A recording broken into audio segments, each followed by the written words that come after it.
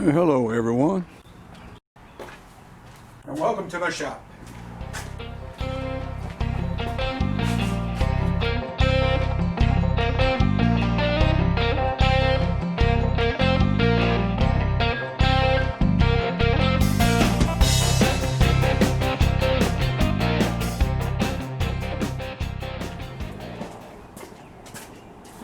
Alright, welcome everyone. Today we're going to start off on a series of preventative maintenance on this 1949 Chevrolet 3100 pickup. I know I've done some videos in the past showing some preventative maintenance and some brake jobs and some other stuff. Well, I'm now, it's 25,000 miles later, and we've got several maintenance procedures I need to do, and we're going to split it up into different episodes. And what we're going to do on this episode is set a benchmark. So stay tuned while we start this series.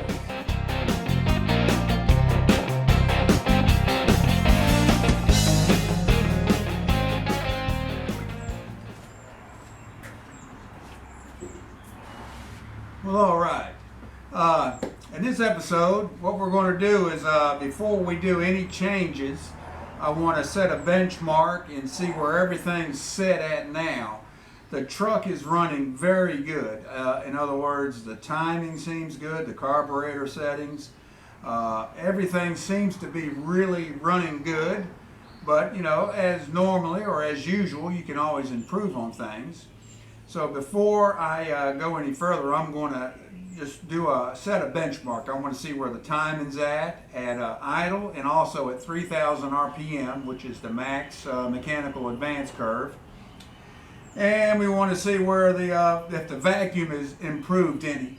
Now, when I first tried to set this engine up with using the vacuum method, this has got a radical cam in it, which has got higher lift and more valve overlap.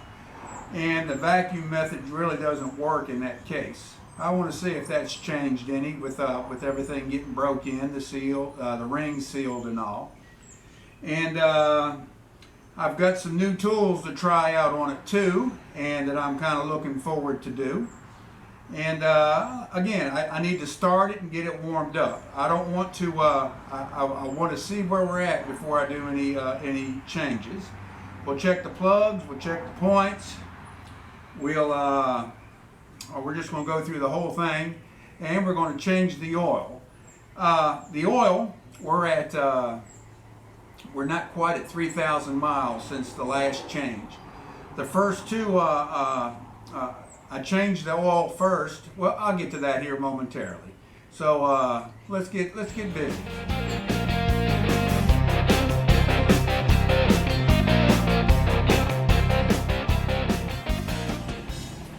This is one of the tools I'm looking forward into trying. It's a variable timing light that supposedly has a built-in tack too.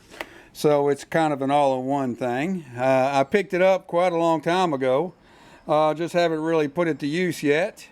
And my old Sears Craftsman standard timing light bit the dust. So we're now going to give this a shot, and I'm really looking forward to it. So let's get him open and see what all we got.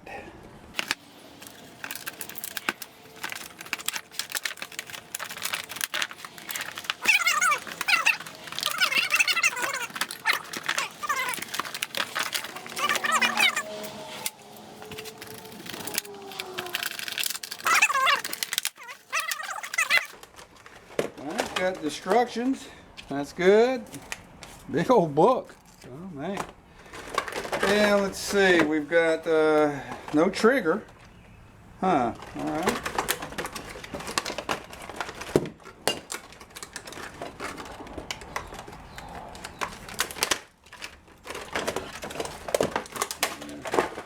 Again, so much for trying to save that packaging. All right. It's got the standard clamp.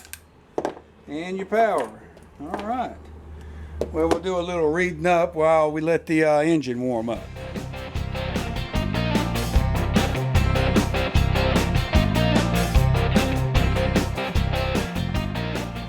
All right, this is a dangerous proposition, but I'm actually reading the instructions on this, and so far it's got some pretty slick things. Comes up deep. It can read 2-stroke or 4-stroke, and right now it's set for RPM, which there's none. Put it here, and that's the time in advance, and I think that's how I can set it here. Okay, but I'm not sure, so we put it back on that. So what I'm going to do is I've got it to where it's fired up. I've got it hooked up. It's real easy. Red to a battery positive, black to negative, battery negative or ground, and then you got your clamp that goes over to number 1 spark plug. All right, so let's start this puppy up and see what we get.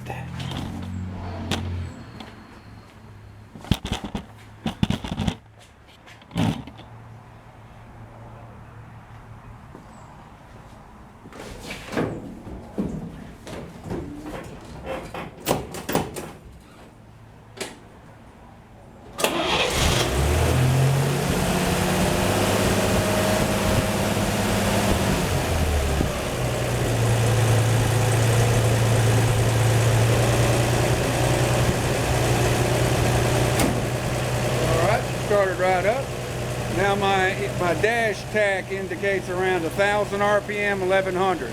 Let's see what my fancy new meter says. 1,290. All right, 1,300. I'm gonna double verify that. Well, now it's slowing down. All right.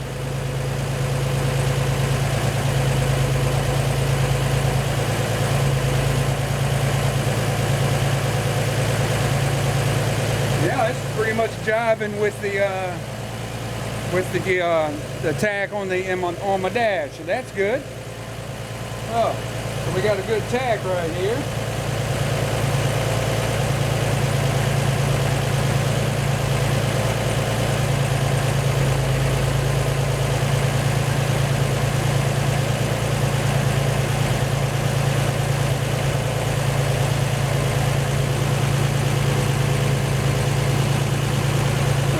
Says to press and hold down the 2-cycle, 4-cycle button until advance lights up. Okay.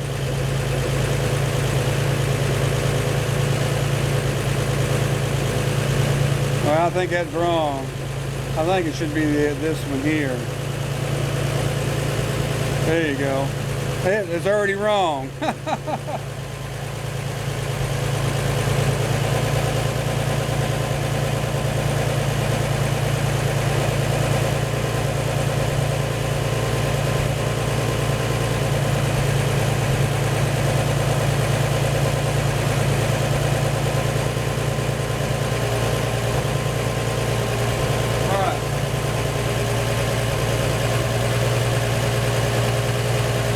Good. I mean, of course, I'm not going to get the correct vacuum reading. I'm not going to get the correct reading with the timing with the RPM high. I'm going to try to kick it down and see if it'll idle.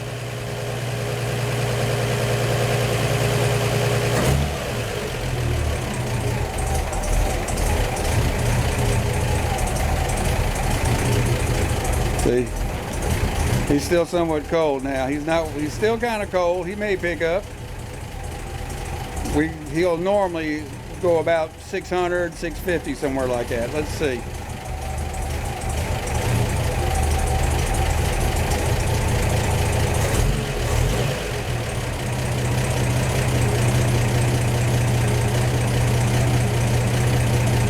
All right. Well, we were getting up there close. All right. Now what I want to do is see if I can get some better views for you. Alright, what I'm going to do is cap the vacuum, the ported vacuum on the carburetor. Got that plug. You can just let him hang. We'll put him up here out of the way for now. Now, at 600 RPM, I should not be getting any vacuum out of that port anyway, but we're disconnected and just to ensure and plug it that we're not getting any vacuum. Well, let's see if we can get a good shot at the timing light.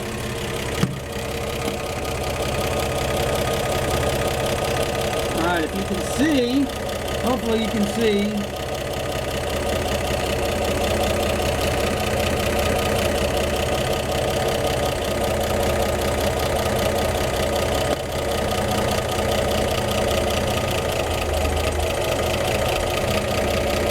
Maybe that'll get it good.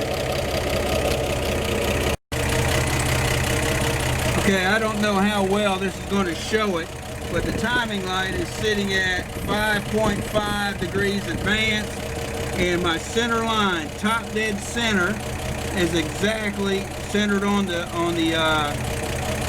pointer. So at idle, at this point, I'm running at 5.5 degrees advanced, which is less than what I thought it would be.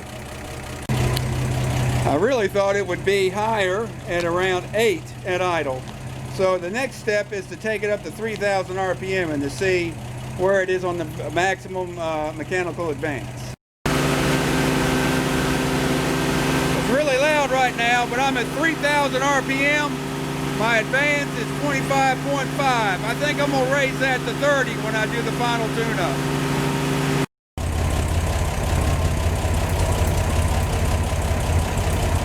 Well, alright, number one, I really like this.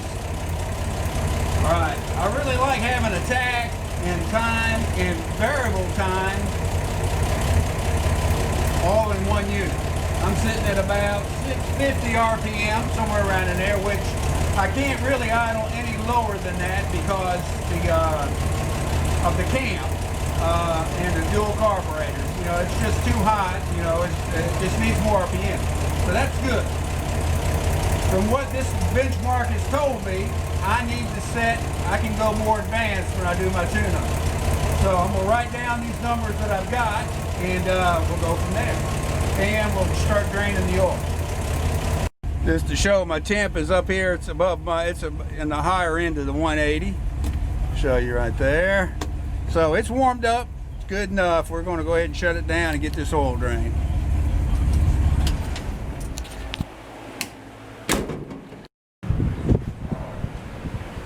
Man, oh man, he's doing another dadgum jacking it up. Well, you know what? Sometimes you gotta do it, but I may not have to. Yeah.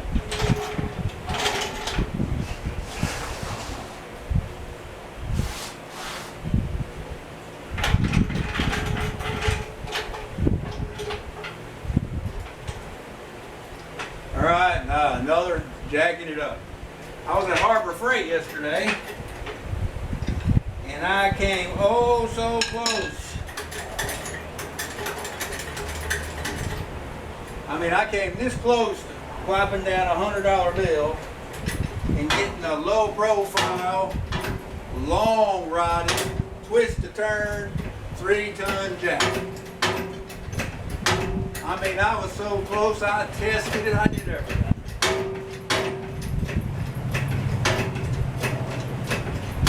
You know, I really don't have to jack this up to change oil, but make it better for the top.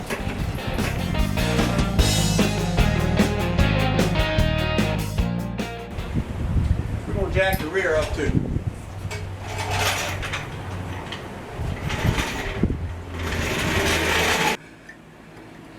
But I tell you what, my future plans, I kind of touched on it in an earlier episode, that there's some changes are brewing around here, and one of them may entail an addition to this shop.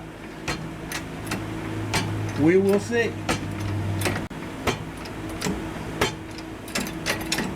I want to get it somewhat level. All right, that should be high enough.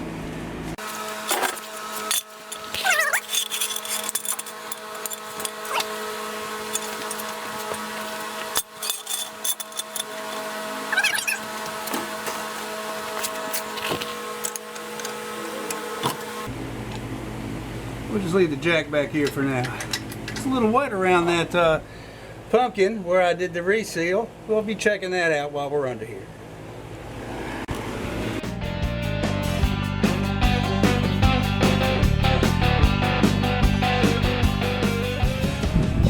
let's go underneath this thing here and try and get that oil pan drained. All right. See if I can get a good setup. I realize some of you all have never been underneath an advanced design truck. So I'm going to try to show quite a bit. You know, I know that oil changes are really routine, and they really are on this engine because number one, it does not have an oil filter. And these engines did not come from the factory with an oil filter. So that's something. Now, I do have the engine this is a 1954 235 engine, cubic inch, that I rebuilt myself and put in about 3,000 miles, well, not quite 3,000 miles ago. This is the third oil change I'm going to be putting on it. When I broke it in, I put an hour on it, and probably around 2,000 RPM. I changed the oil using a Brad Penn, no, they are not a sponsor, break-in oil that's got a high levels of ZDDP, which is what you need to help break in flat tappet cams. Now that's probably going to shoot out here a little bit. Are we still showing? Okay. And here we go. While it drains. But when I rebuilt this engine, it's not a stock 235. It's hopped up pretty good. It's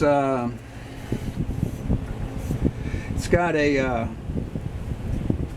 what's called a 3/4 race cam. In other words, when they built these engines for racing, they'd have a full race cam. I can't quote you the specs offhand of what the lift and durations were, but they were definitely higher than stock. And this is the 3/4. In other words, it's less lift and less duration. Well, probably the lift may be similar, but the duration is less, to make it more friendly on the street, or you wouldn't be able hardly to idle. Okay. And but that additional cam gives it more top end, where I can actually wind this thing. There's some previous videos where I took it out and about, and I'm pretty sure I hit 80 mile an hour with it, and that's with the stock gearing on this engine, on this truck. So that's pretty good. It's still the 3-speed, 3 on the tree, enclosed drive shaft, what we call a torque tube. So while we're under here and it's draining, I'll show some of that stuff out. All right, I can get my hands around. All right, show the torque tube back here.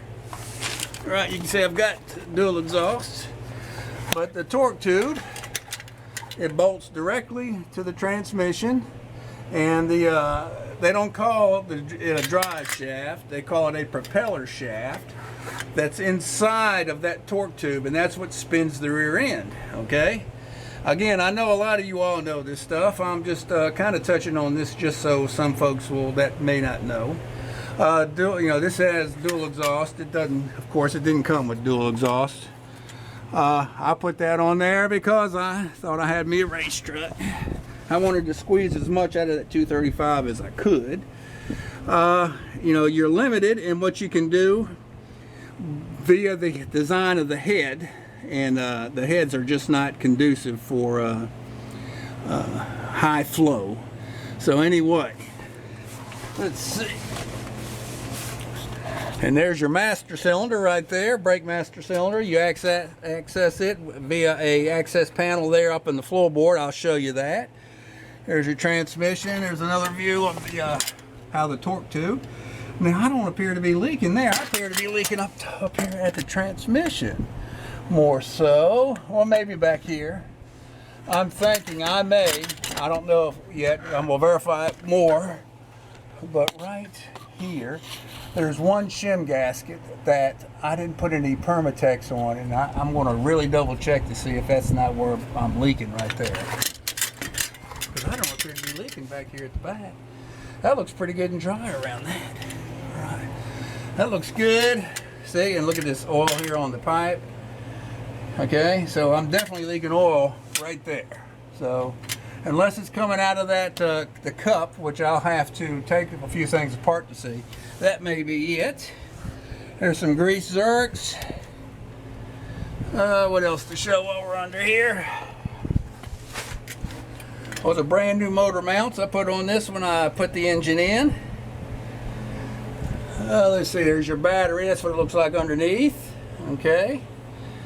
And you know, this truck sat in a barn from '69 up until about what, 2004, 2005 when I pulled it out. And I've put 25,000 miles on it since, and it's in really good shape. I mean, really good. I mean, I'm showing upside down. Sorry about that. But anyway, future, I will be doing, I'll be replacing the front drums. I've not even looked at the shoes on them front drums. But at 25,000 miles and the way they feel, I figure I'm going to swap them. And I'll do detailed documentary on that when I do it. And let's see, the other one, see how that spins? See, these brakes, they just need constant adjustment. I'm going to look, matter of fact, we're going to get up and we're going to look at some of the specs on the mileages in which some of this service should be performed on these trucks, because they did require regular scheduled maintenance. And we'll just let that oil drain. I may disconnect the battery to make sure somebody can't start this thing with no oil in it. If you don't know much about these trucks, or let's say you do, but you want to know some official information, I recommend to get one of these. This is a copy of the original owner's manual, and of course it's for $49 since that's the year of this truck. They make them for all different years, and I highly recommend it because it details all kinds of maintenance procedures. And I mean, this isn't like the owner's manual of these modern cars. This tells you actually how to do some service. I mean, this gets pretty deep in it.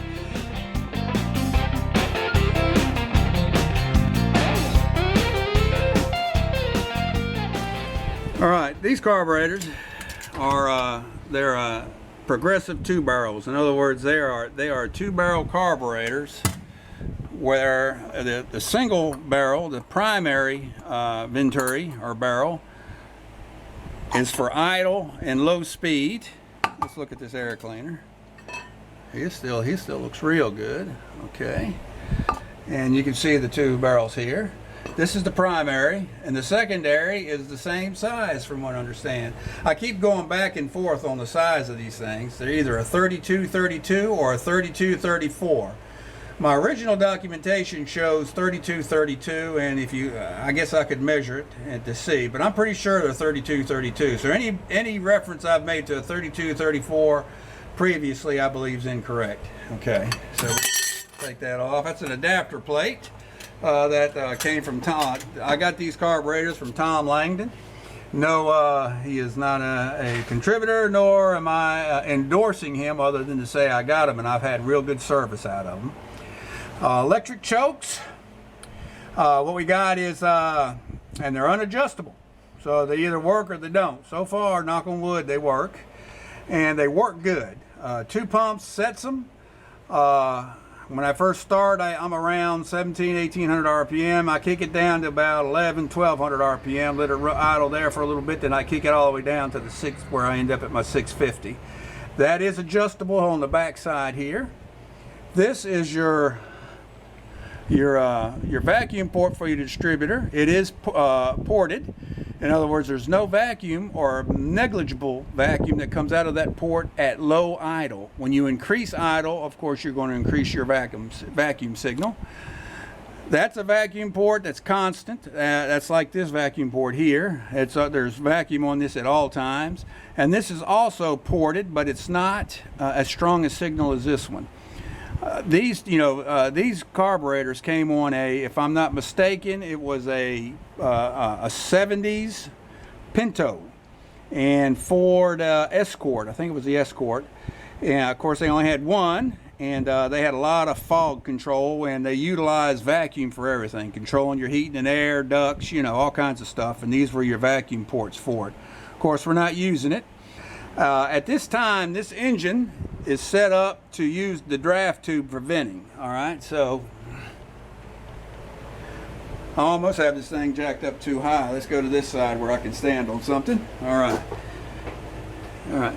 So here's the oil fill, which is also the vent. You see there's vents. So the way it's designed is air is supposedly pulled down through the cap here, in through the engine, and out through the vent, the draft tube out into the road. Now, that works fine for this era. That's how they designed them back in the day. I did a modification to the 216 to introduce a PCV valve, and I may do that modification to this while I've got it down here. I'm thinking hard on it. This 235, I don't know how long I'm going to run it in here, but the big picture plan is to rebuild that 216 and put it back in here, because that's the exact engine that came in it. But you know, who knows? That may or may not happen. Got other projects. So anyway, so right now this vacuum source is only being used for the vacuum wipers, which that's where this line goes. It goes into the dash, into the wiper under the dash, and it works as good as it ever would. You can see the alternator down there. We are 12 volt, and what I've done here is I've added actually another, this is the stock fuse panel, and I'll show you. All right, that's just a spare wire that went to the generator, but they're labeled. Let me see, we've got rear lights, low beam, parking lights, stop light. I can't read what that one says. Well, can't hardly make it out. My viewing is not good. And there's your high beam and low beam, and these are all workable. They all are still viable in this truck. I still utilize these. I added this after the fact, and what this is since the voltage regulator used to sit right here. Now what I do is I take the hot lead, the hot lead comes off the charging wire that comes off the alternator. It comes over and it ties down up here on this fuse block, okay? But this is not a fuse block. This is just terminals, and then from there it goes into the ammeter. The ammeter comes back out. Then it goes. Then it picks up the 12 volt over at the starter, and so these two strips are always hot. These two are what we call switched hot. These are only hot when the key switch is on. This fuse here is for the heating elements in the chokes. Then we've got a fuse here for the tack, and then we've got another fuse here for the accessories inside, which is the power plug. This relay is the headlight relay. What I've decided to do, instead of running the current, the new 12 volt current through that switch that was designed for 6 volts, I'm just using the light switch now to turn this relay off and on, and I'm taking the load through the relay. I carry a spare relay in the truck for just in case, but these are automotive grade relays. All of our modern cars run them. There's no problem with doing that. And as a matter of fact, I'm thinking of adding another relay and running my ignition circuits through it. That way I'm not running my load through my key switch, because that's the original key switch to this truck, which also fits the doors and glove box. So I don't want to burn that up either. So that's basically my electrics. This was just, there was 3 wires that went to the regulator. One of them went to the battery, or went over to the starter, and I'm reusing that by tying it down here and bringing the alternator to it. Then you had the field and the field windings and the armature winding, and they're not used. They're just taped up and stored. So, like I said, I can put this back using this original wiring if I so desire, and that was the plan I utilized back in the day. What I've done here, this is the choke and throttle cables. I've just circled them around and put them back underneath the dash. Again, they can be reused. But of course, now that I'm running an automatic choke and I have the need for a throttle, a hand throttle, so they're just disabled and put back in there. As you can see down here, I'm running dual headers, dual exhaust. These are Fentons. That's a Fenton intake and that's a Fenton exhaust, dual exhaust. And these copper pipes, in case you haven't caught on to my earlier videos, these are, now the gas when it comes through these from the tank, through the pump, to these carburetors and down into the engine is cold. And when it's cold, they are more like droplets than atomized. You want the fuel to be atomized when it goes through this carburetor, okay? And what happens is that cold gas will form droplets and hit, it hits at the bottom of the intake manifold and splashes around, as opposed to just flowing into the cylinders. What Chevrolet's engineers did way back in the day is they took a flapper valve and with a coil spring and a counterweight that would open it when cold to allow exhaust gas to get up into a plenum. See, this is a plenum right from here to here that's underneath the intake air plenum in here. It's a separate plenum. Now in the stock manifold, it has that same plenum, and what its sole purpose was to heat the bottom of that intake manifold, so when the gas droplets hit that heated surface, they would atomize. Okay, it helped add an atomization. Some were sucked and went, and some that made contact would atomize. There's some old-timey videos on the internet I may pop up there to show kind of how that would work. It's a pretty neat animated thing. But so what Fenton's done is they tried to reproduce it via this plenum under here, and these two tubes supposedly take exhaust gases from both headers and put them up in this plenum to preheat this manifold.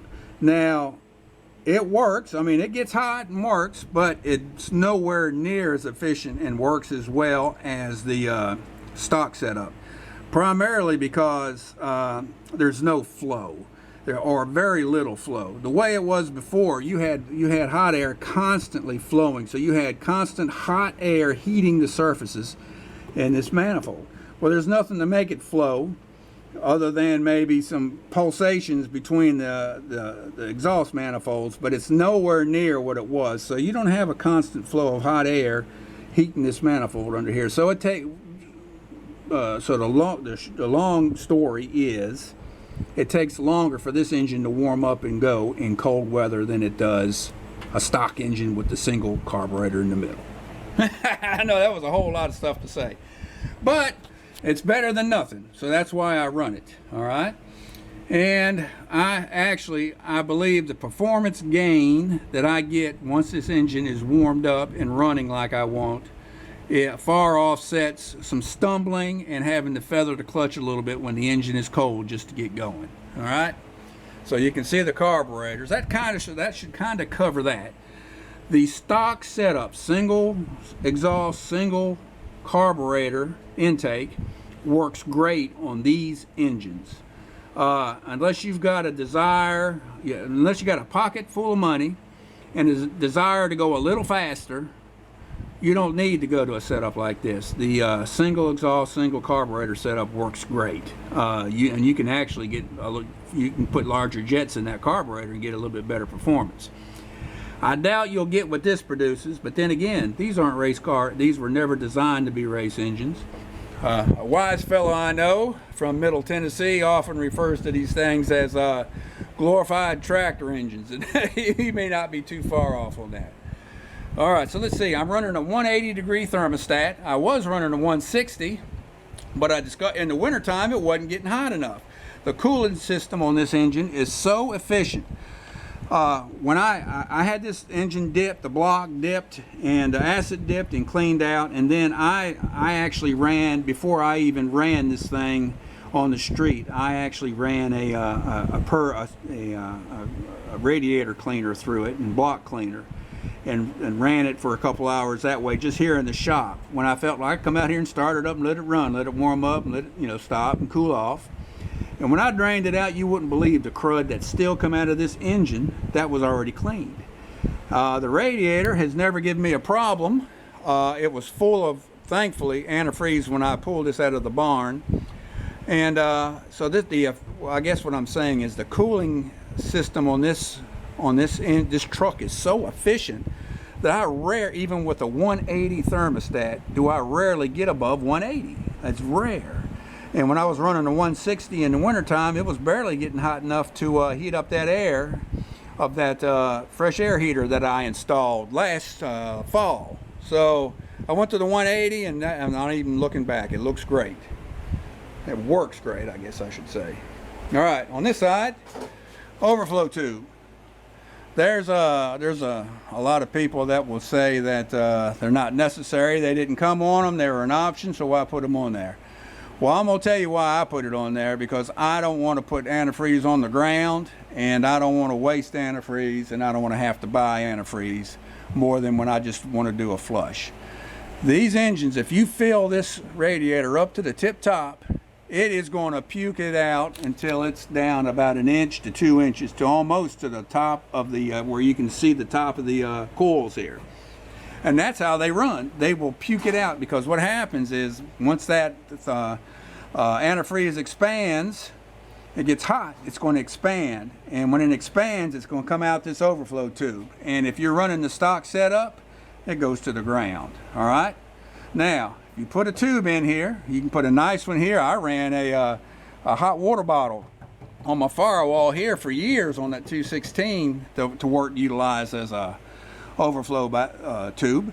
And what happens now, when it pukes that fluid out, it goes into this tube, okay? And it stays there until that engine cools, and then it sucks it back in.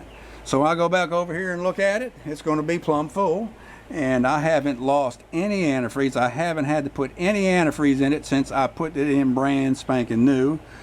All right, let's go here. All right, my heater. I put a fresh air heater in this thing last fall. I did run an Arvin recirc heater in this thing. That's what came in it from the original owner. And a matter of fact, that very heater I have put now in the GMC. You may can see it right there, okay? But anyway, I put a fresh air heater in here because I wanted to go deluxe a little bit.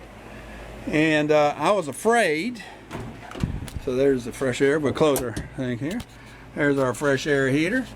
And what it does is, it pulls in fresh air through these slots, these gills, goes through the hot coil and circulates the heated air through the cab when you turn the fan on. And that supposedly helps in defrosting, okay? Which, it worked fine. I didn't have any problem with my recirc.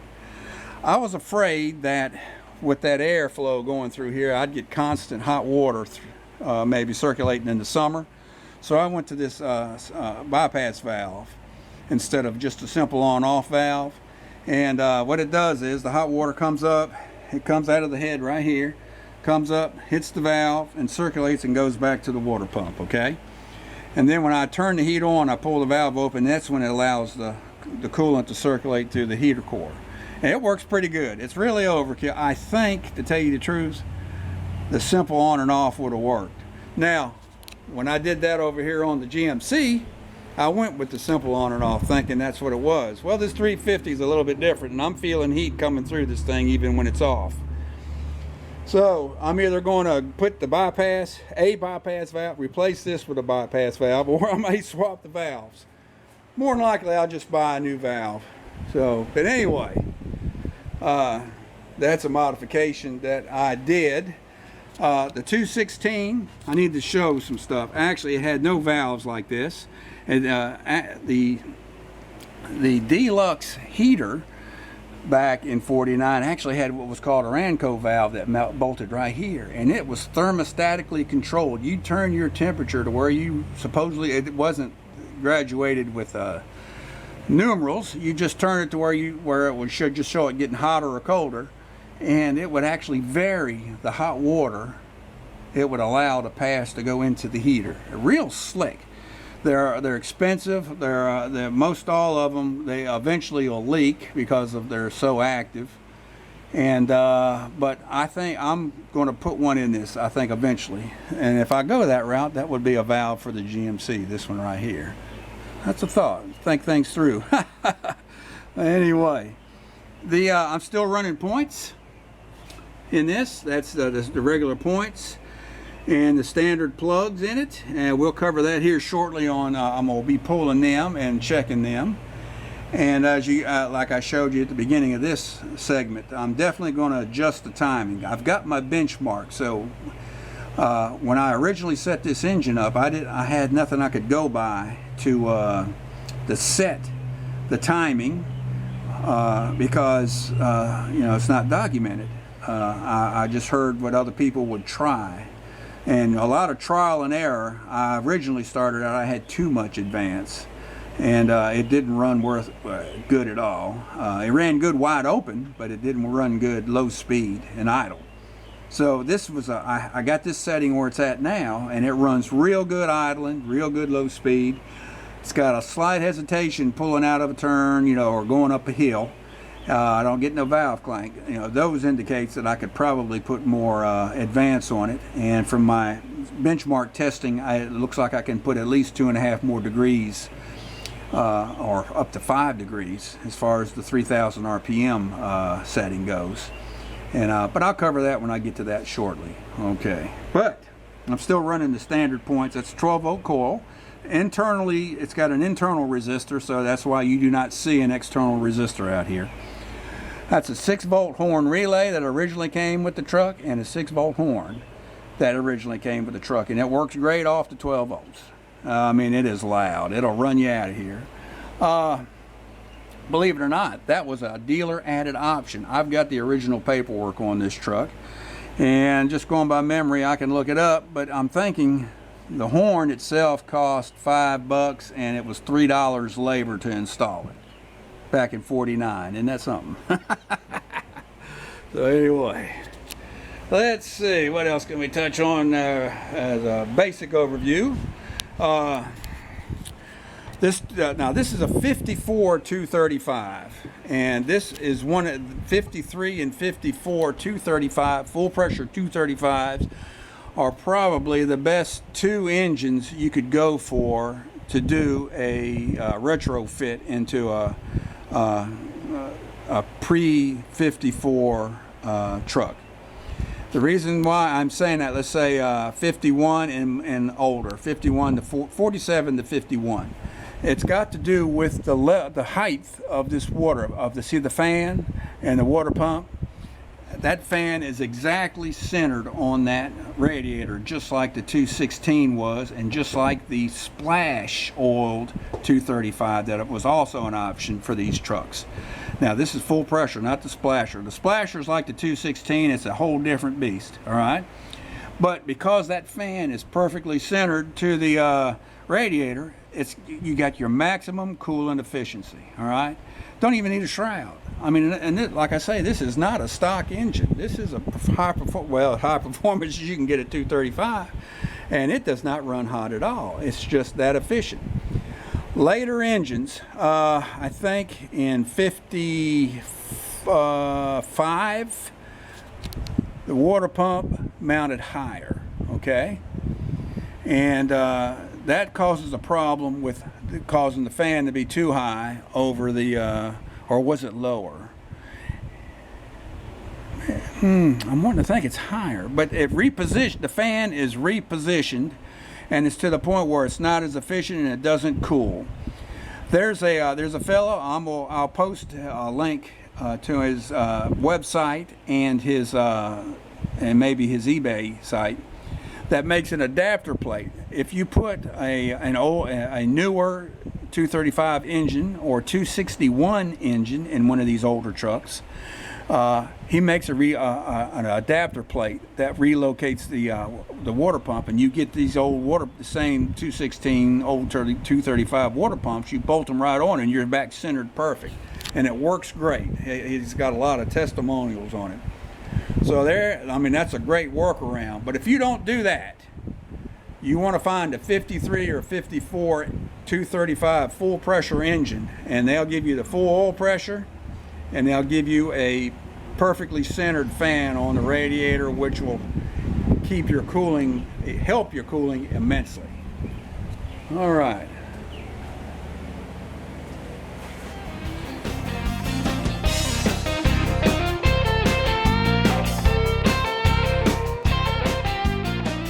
All right, here's the 216 engine that I pulled out of that truck. This is the original engine that came in it.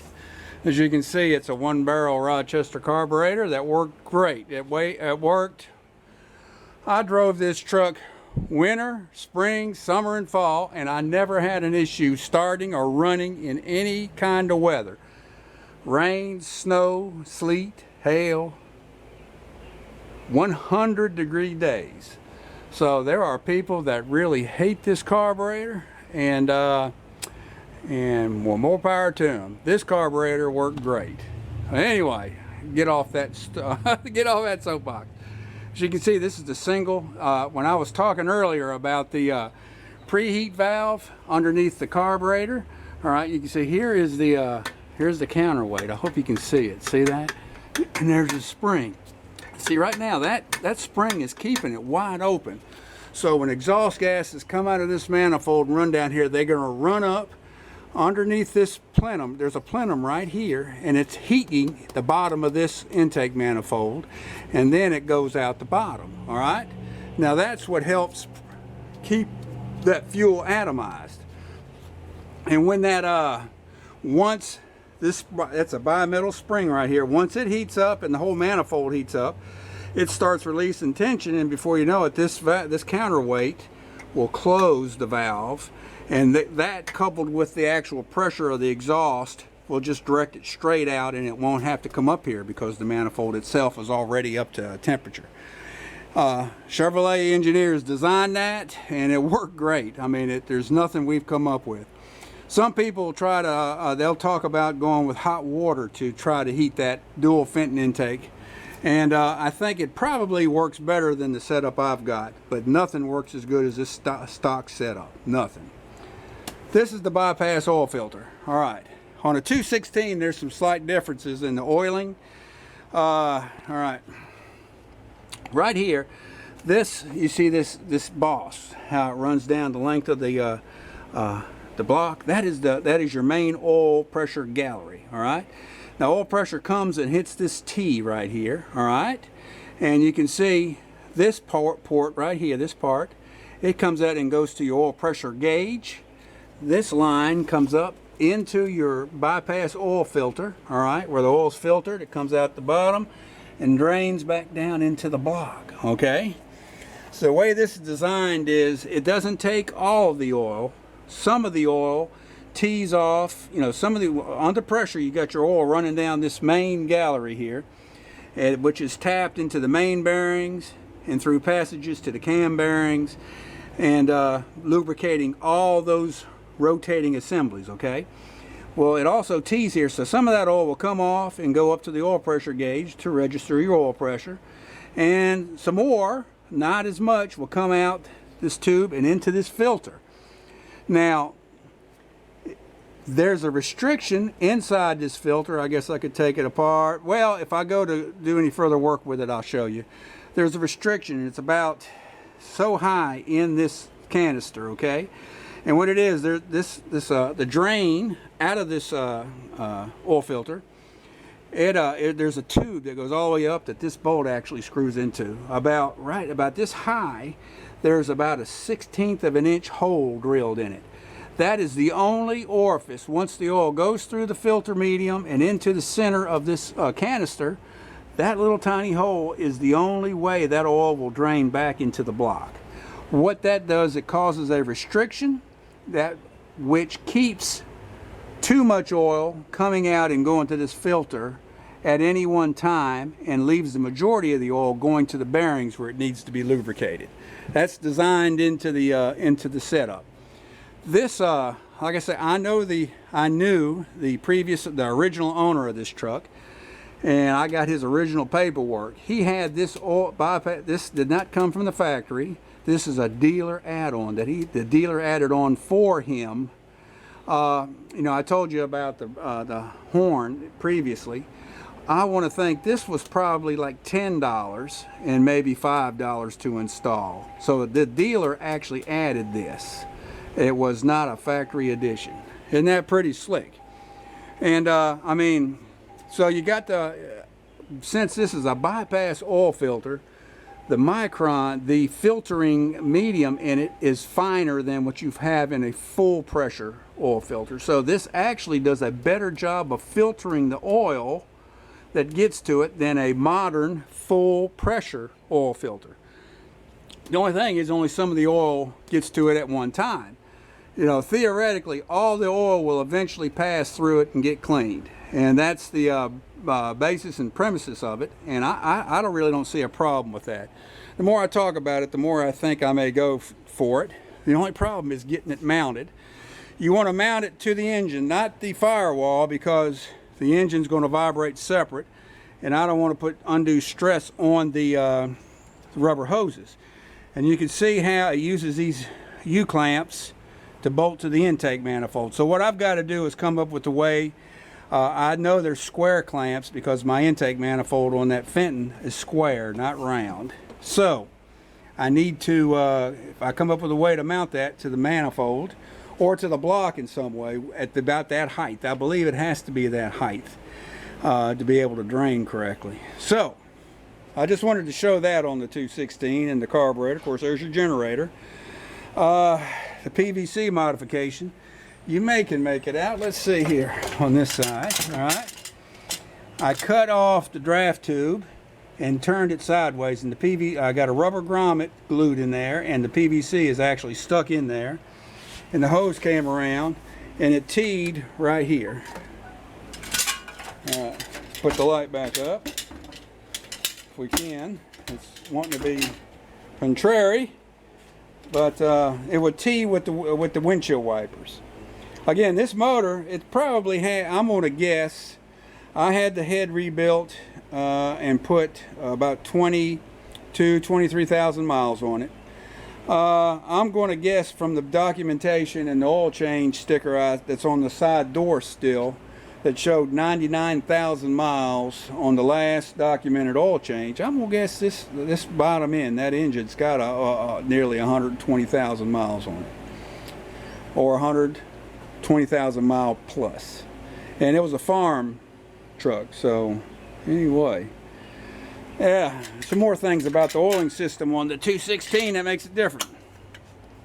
So if you have a 216, you'll kind of know. This is called the oil distributor valve right here. All right, now what it does, you see there's oil, it taps also into this main oil gallery back here. So there's pressure oil in there, there's a diaphragm and I think it's a reed valve, and then you see there's this line comes off and it goes to this fitting here. This fitting actually goes through the water jacket, comes out on the other side inside of the lifter gallery behind that big plate, and it carries oil, and that's how oil gets up and lubricates your rocker arms.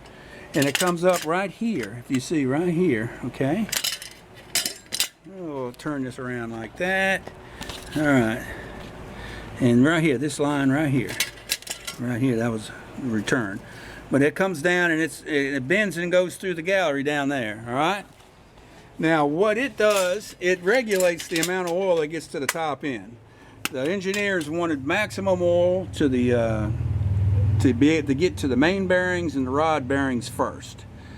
This, once supposedly it detects 15 pounds of pressure, then allows oil to go and get up to the top end.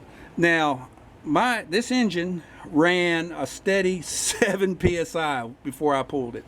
Hot and cold. It maybe cold it would give me in the dead of winter maybe 13 pounds.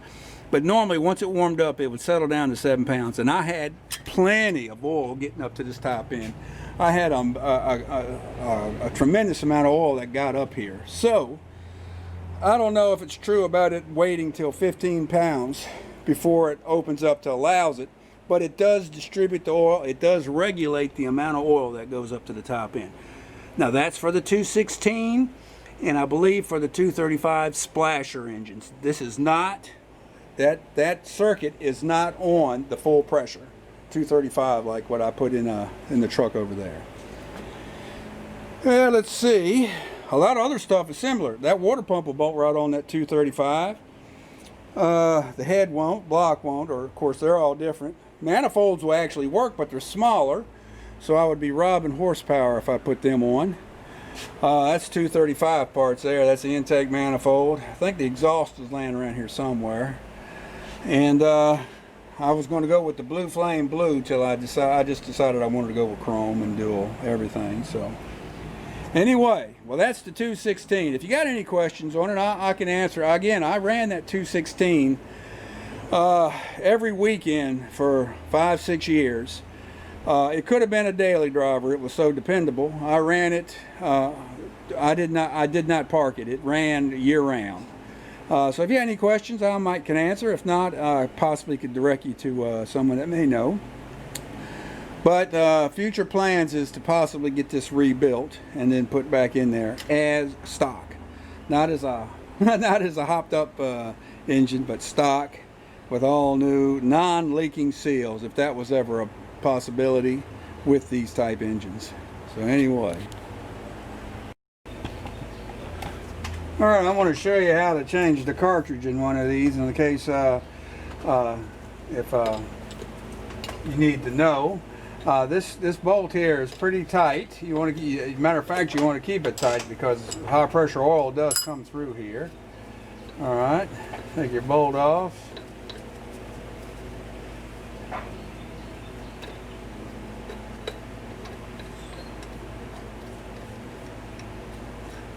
Okay, and here's the bolt that holds it. You notice there's a washer here, a copper washer. Okay, you want to make sure you keep that. Don't lose it. You don't want it damaged.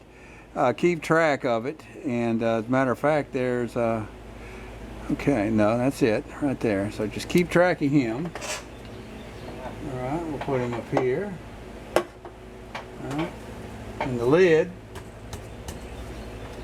hadn't been off in quite a while. There we go. All right, see how tight it seals? All right, now here's the rubber seal. All right, here's the rubber. Now the gasket, the new filter that you get should come with a new O-ring. Okay, it's a rubber O-ring that goes up in here in the plate. Okay, and there's a spring. Make sure you keep track of that. And there's a lift tab, and you just lift him on up. And there's the oil filter right there. Now I'm going to show you something here. Let me get something where I can drain that. Well, the shipping bag's just as good as any. Keep hitting the camera. We still are, all right. All right, I'm just going to put it in here for now. All right. Yep, and I got some on the floor. You know, I can never do this without getting extremely nasty. All right.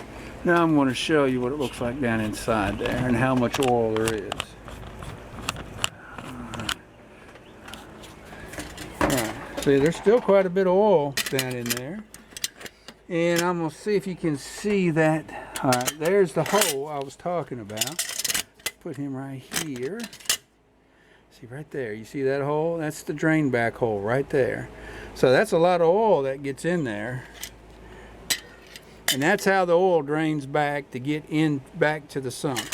Now, right down here is the drain for the container itself. And I'm gonna go ahead and loosen that up and drain him down too. All right, so you can see how much oil's in there, and there's some stuff in there, some sparklies, which is not unusual for this. All right. The top bolt is a 5/8. This bottom drain bolt here is a 9/16. Okay. I'm going ahead to draining it because if I do decide I want to swap this, I definitely want it drained out. I want to clean it up, and I want to.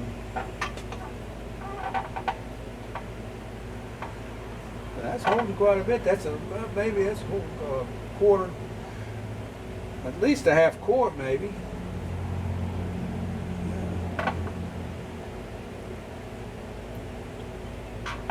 Right.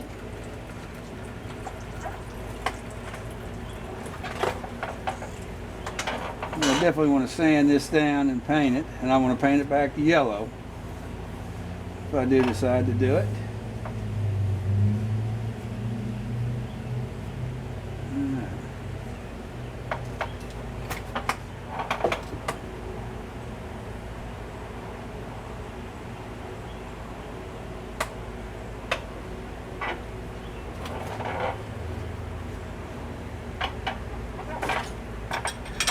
I'll show you some more pictures on the inside of it. Okay. Now he's drained down. You can see there's some crud down in there, but there's that drain down plug right there, that drain down hole I was talking about. I said a 1/16 of an inch. That looks more like close, 1/8 inch, 1/4 inch maybe, and that's it. So that, you know, once the oil fills the canister up and gets that high, that's how it drains back into the block. So it maintains that much oil pretty much at all times. Now it's under pressure coming up here. I had this. I didn't have this the first time I changed the oil. I didn't tighten it down enough, and it leaked around the side. It was really squirting out. So it's you know, even 7 psi in that smaller space is going to squirt pretty good. So anyway, that's how you now the new canister, like I said, you slide it in over the rod here. Get the light out of the way. I'm not putting a new one in at this time. Matter of fact, I may put the old, well, yeah, I may put the old one back in there just so I have a reference.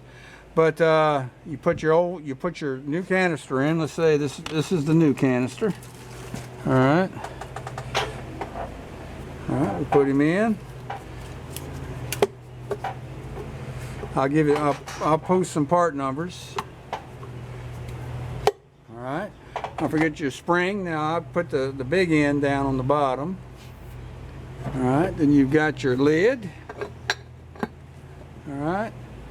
And this screws down into the drain tube, and you know the O-ring's on it. You know, I'm just keeping the old O-ring, but you want to put the new O-ring. Every one that I've ever done has come with a new O-ring, and I've had Fram parts, but I've grown to where I like Wix filters, so I use I've got a cross reference for Wix, and I can get them locally. Okay, so I'm just hand tightening it now, but you can see really it's pretty simple the way it goes. And I'll put that, I'm gonna let it drain a little bit more, and you want to crank that tight, you know, really tight, 2 clicks of the wrist tight, and of course you start it up, you don't have any leaks, you're good to go. All right, that's how you change out the element on a bypass oil filter on an advanced design stove bolt engine.